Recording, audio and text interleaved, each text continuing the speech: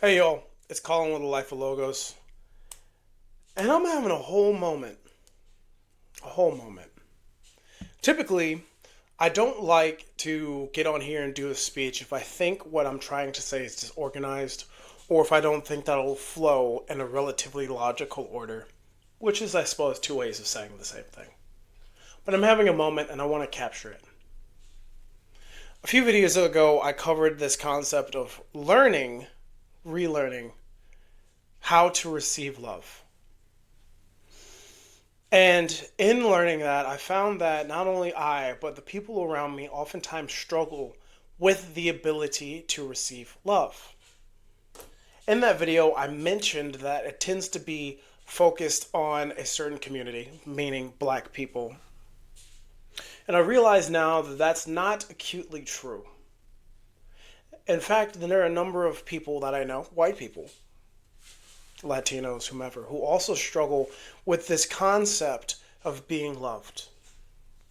I believe it was A.W. Tozer who said, the thing that you believe about God is the most important thing about you.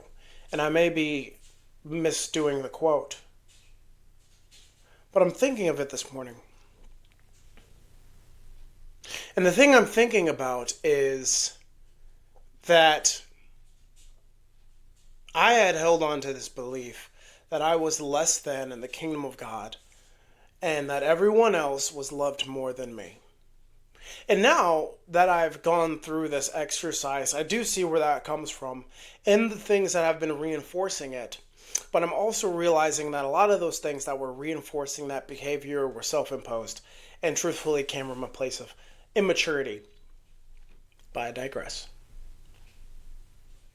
I was watching a video that it was a silly video. These two people were sitting in a car going back and forth rating each other's struggle meals.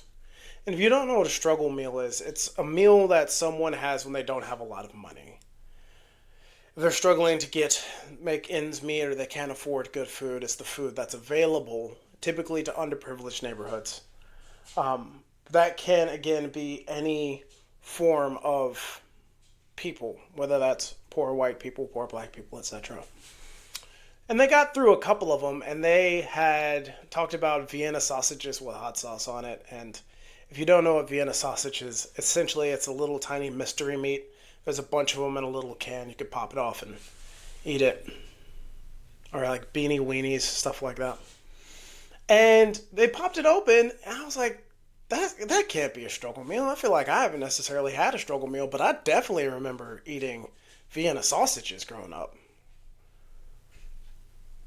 And the truth of it is that my parents did a very good job, and they did not display how much of a difference their upbringing had been to mine. But they gave us the world. I'm one of three, by the way. Both my brothers are doctors, and I'm a business owner slash military vet, an officer at that. By all intents and purposes, our family did great. But there were times where things weren't working out. And sometimes those are stories that you don't get until you're grown. My parents struggled. They struggled together to get their footing when they were young. They struggled when they were moving from Atlanta. We moved from Atlanta to Flint, Michigan. And that's naturally where we were eating Vienna sausages in Flint. And to say that out loud, it's a bit of an Ebenezer in some ways. It's a marking flag to say I'm looking back and thinking about where we came from. I was alive when we were eating Vienna sausages in Flint, Michigan. And here I stand with a brother on either side. Everybody owns their home. Everybody is doing well. And part of me is just emotional about it. Because we've come so far. And it's odd because I'm realizing that I have let myself believe I was less than anybody else. And by and large, I was looking at my peers. But a lot of my peers or second generation, third generation, fourth generation deep on where I am now. It's easy. It's totally easy to be, oh yeah, I was a business owner when my dad was a business owner. We're fourth generation entrepreneurs. Or, my dad was a doctor, his dad was a doctor, and such. You've grown up in these positions. You always had that example. And not to say that my parents didn't do a good job being an example. They were an excellent example of working hard, saving money, caring for each other.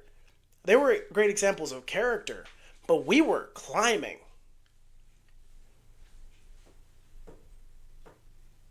My grandparents moved from Lake Charles, Louisiana to Flint, Michigan to get started. The move up was to Flint.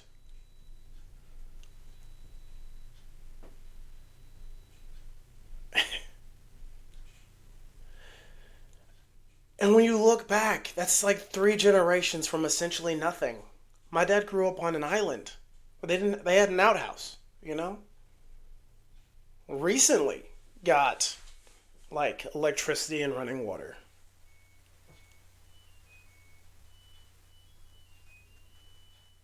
And we made it all of this way from there. Poverty, truthfully, if we're being honest. Poverty. To a point where you're talking about doctors, officers, business owners. 2 generations. That was grandpa and grandma. Mom and dad did the heavy lifting. So I can be here in a situation where I can compete against people who have been doing this generation after generation after generation. And I let myself look around and think, God must love me less because it's not as easy for me. Or it's not as easy for them, or I don't have the resources, I don't have the connections.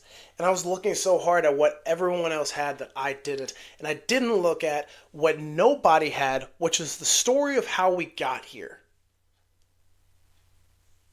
I know the way I speak can be perceived as not a black dude. But man, we've come so far so quickly.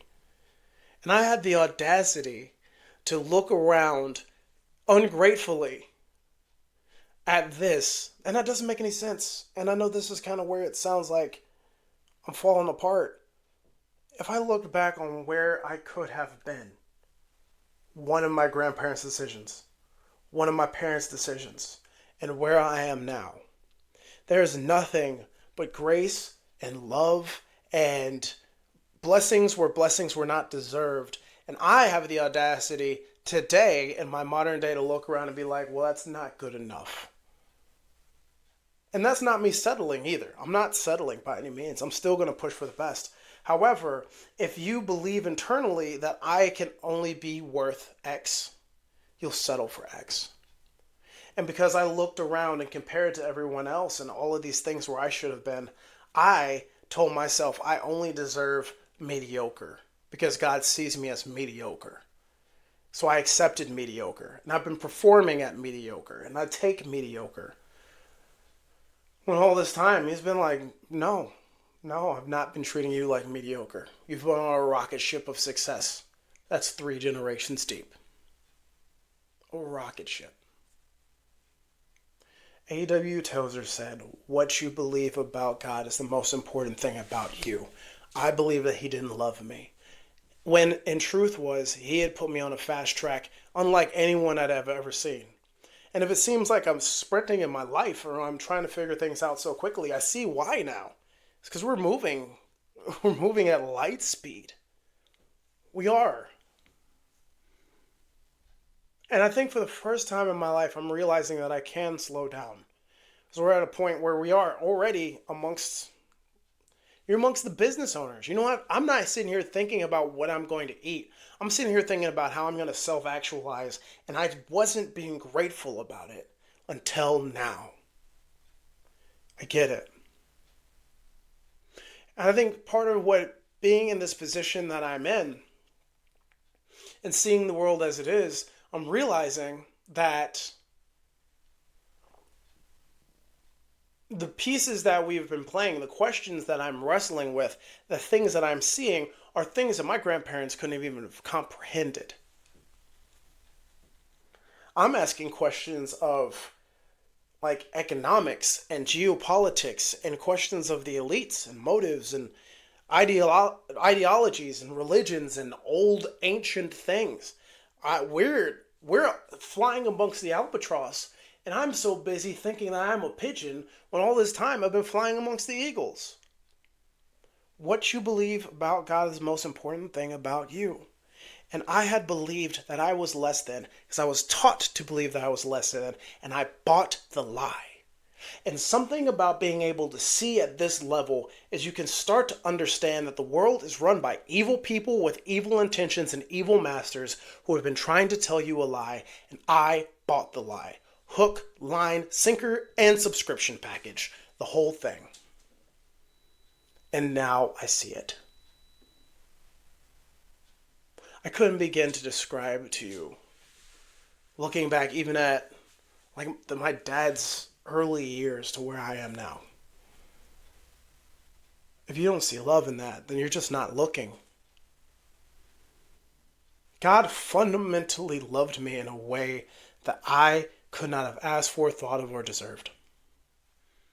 And there are people with less who understand it better. Because most people don't make the jumps that my family made.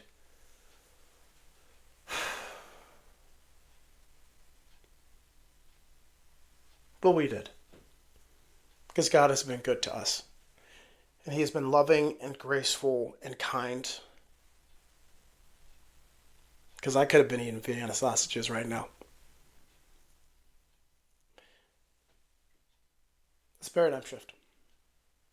Thank you for sharing this moment with me. My name is Colin. This is Life of Logos. We'll talk to you next time.